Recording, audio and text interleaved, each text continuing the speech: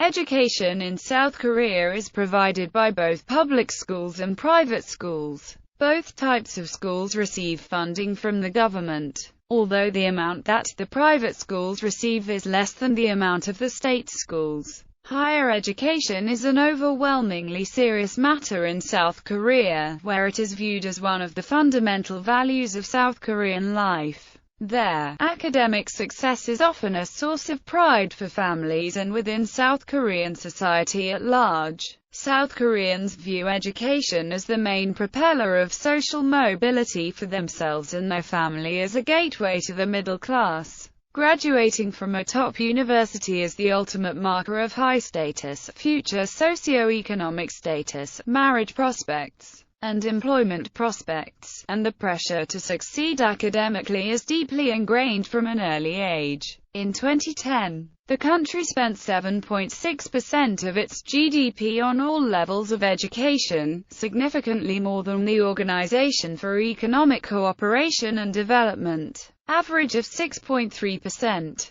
The country has fostered an education system that helped transform the country and rapidly grow its economy over the past 60 years. South Korea's zeal for education and its students' desires to get into a prestigious university is one of the highest in the world, as the entrance into a top-tier higher educational institution leads to a prestigious, secure and well-paid job with the government, banks, a major South Korean business conglomerate such as Samsung or LG Electronics, with incredible pressure on high school students to secure places at the nation's best universities. Its institutional reputation and alumni networks are strong predictors of future job and career prospects. The top 3 universities in South Korea, often referred to as SKY, are Seoul National University, Korea University, and Yonsei University. Competition for top marks and studying hard to be the top student is deeply ingrained in the psyche of South Korean students at a young age. International reception for South Korean education is divided.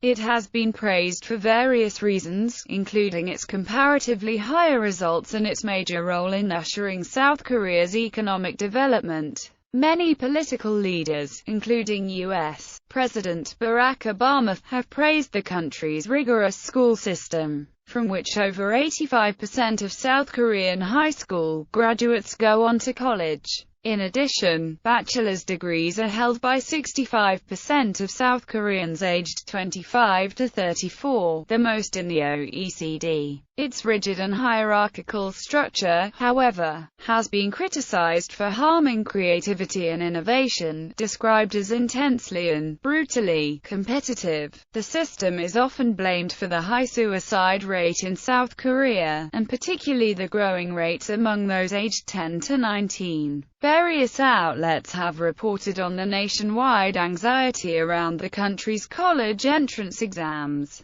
which determine the trajectory of students' entire lives and careers. The institution has also produced an oversupply of university graduates in South Korea. In the first quarter of 2013 alone, nearly 3.3 million South Korean university graduates were jobless, leaving many graduates overqualified for jobs requiring less education. In addition, further criticism has been stemmed for causing labor shortages in many vocational occupations, which many go unfilled. Despite strong criticism and research statistics pointing alternative career options, many South Korean parents still continue to encourage their children to enter university rather than vocation schools. History. Pre-division period education has been present throughout the history of Korea. Public schools and private schools have been both present. Modern reforms to education began in the late 19th century.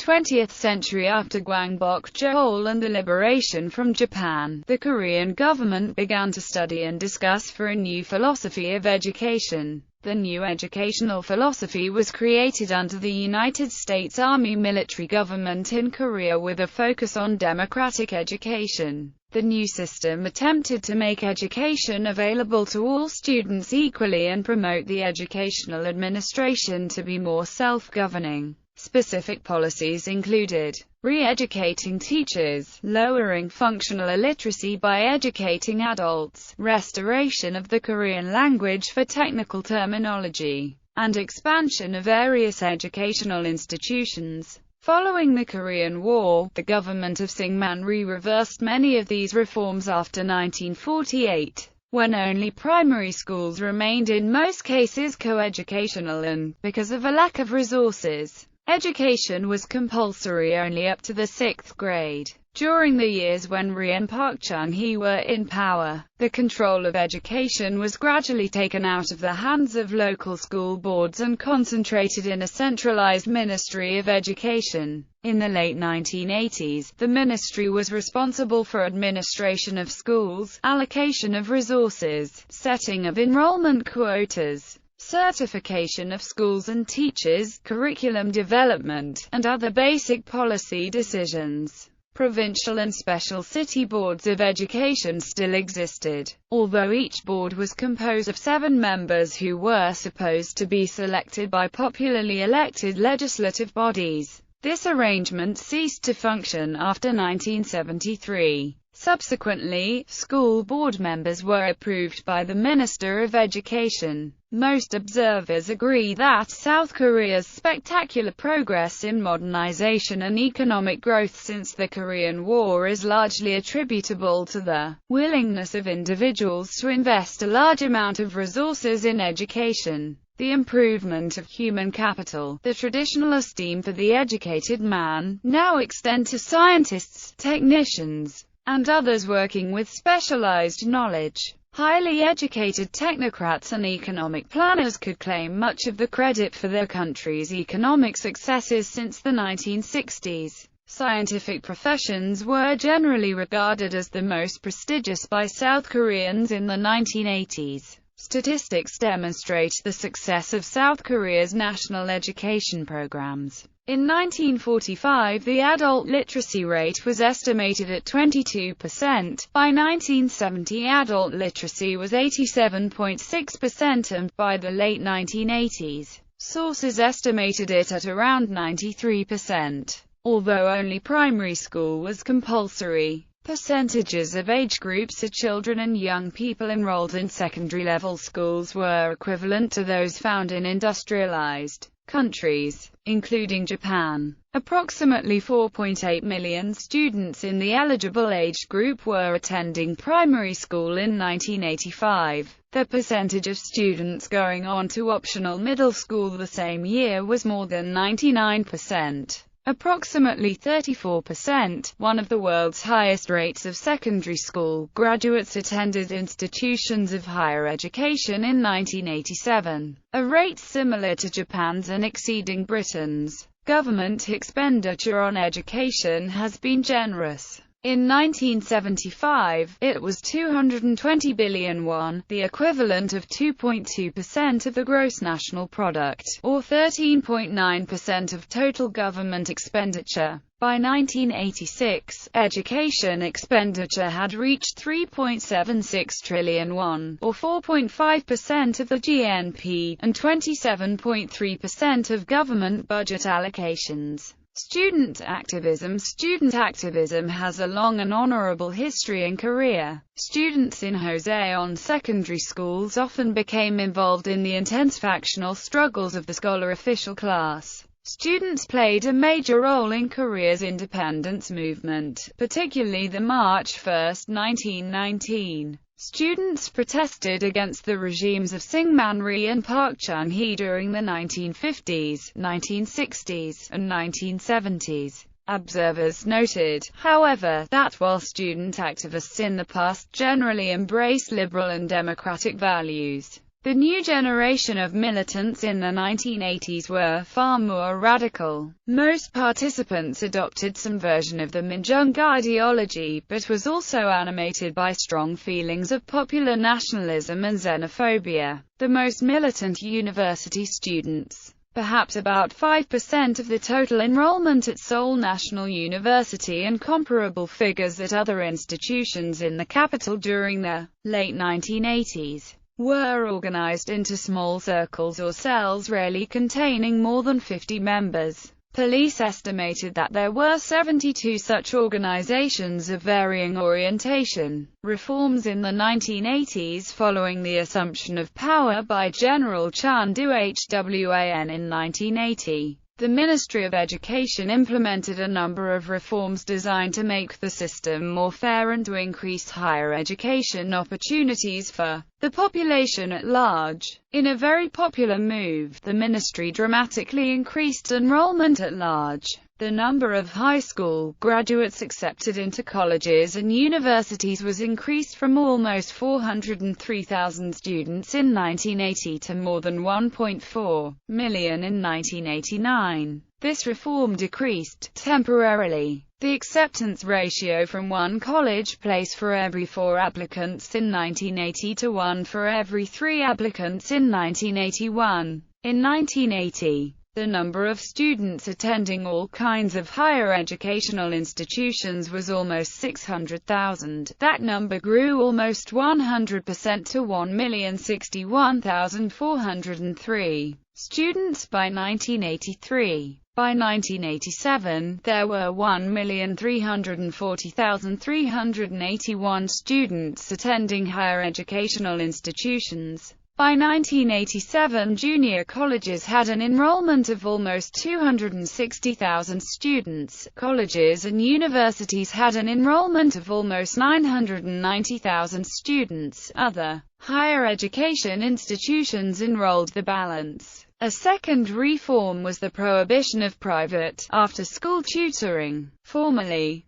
private tutors could charge exorbitant rates if they had a good track record of getting students into the right schools through intensive coaching, especially in English and in mathematics. This situation gave wealthy families an unfair advantage in the competition. Under the new rules, students receiving tutoring could be suspended from school and their tutors dismissed from their jobs. There was ample evidence in the mid-1980s, however, that the law had simply driven the private tutoring system underground and made the fees more expensive. Some underpaid teachers and cash-starved students at prestigious institutions were willing to run the risk of punishment in order to earn as much as $300 million to $500 million a month. Students and their parents took the risk of being caught, believing that coaching in weak subject areas could give students the edge needed to get into a better university. By the late 1980s, however, the tutorial system seemed largely to have disappeared. A third reform was much less popular. The ministry established a graduation quota system, in which increased freshman enrollments were counterbalanced by the requirement that each 4-year college or university fail the lowest 30% of its students. Junior colleges were required to fail the lowest 15%. These quotas were required no matter how well the lowest 30 or 15% of the students did in terms of objective standards, ostensibly designed to ensure the quality of the increased number of college graduates. The system also served, for a while, to discourage students from devoting their time to political movements. Resentment of the quotas was widespread and family counter-pressures intense. The government abolished the quotas in 1984. Social emphasis on education was not without its problems, as it tended to accentuate class differences. In the late 1980s, a college degree was considered necessary for entering the middle class. There were no alternative pathways of social advancement, with the possible exception of a military career outside higher education. People without a college education, including skilled workers with vocational school backgrounds, often were treated as second-class citizens by their white-collar, college-educated managers. Despite the importance of their skills for economic development, intense competition for places at the most prestigious universities, the sole gateway into elite circles, promoted, like the old Confucian system, a sterile emphasis on rote memorization in order to pass secondary school and college entrance examinations. Particularly after a dramatic expansion of college enrollments in the early 1980s. South Korea faced the problem of what to do about a large number of young people staying in school for a long time, usually at great sacrifice to themselves and their families, and then faced with limited job opportunities because their skills were not marketable. School grades. Note: all ages are in Western years. To find the age in the Korean age system, add 1 to the latter age as shown here. Kindergarten. The number of private kindergartens have increased as a result of more women entering the workforce. Growth in the number of nuclear families where a grandparent was often unavailable to take care of children, and the feeling that kindergarten might give children an edge in later educational competition. Many students in Korea start kindergarten at the Western age of 3 and will therefore continue to study in kindergarten for 3 or 4 years before starting their formal education in grade 1 of primary school. Many private kindergartens offer their classes in English to give students a head start in the mandatory English education they would receive later. In public school, kindergartens often pay homage to the expectations of parents with impressive courses, graduation ceremonies, complete with diplomas and gowns. Korean kindergartens are expected to start teaching basic maths, reading and writing to children, including education on how to count, add, subtract,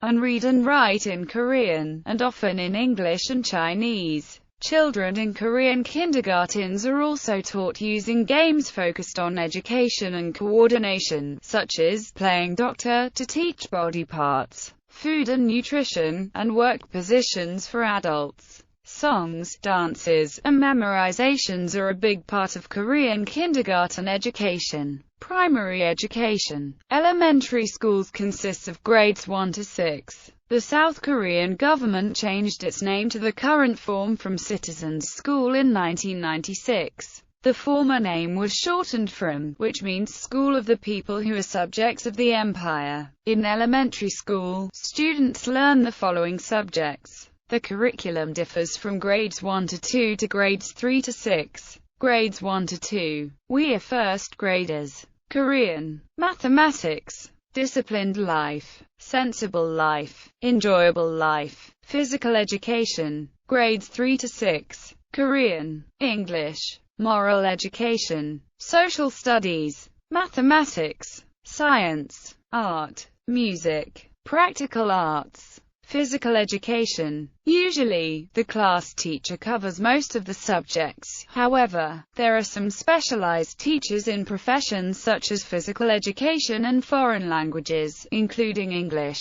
Those who wish to become a primary school teacher must major in primary education, which is specially designed to cultivate primary school teachers. In Korea, most of the primary teachers are working for public primary schools. Because corporal punishment has been officially prohibited in every classroom since 2011, many teachers and some parents raised with corporal punishment are becoming more concerned about what they see as worsening discipline problems. However, many teachers infringe the law and raise their students with corporal punishment.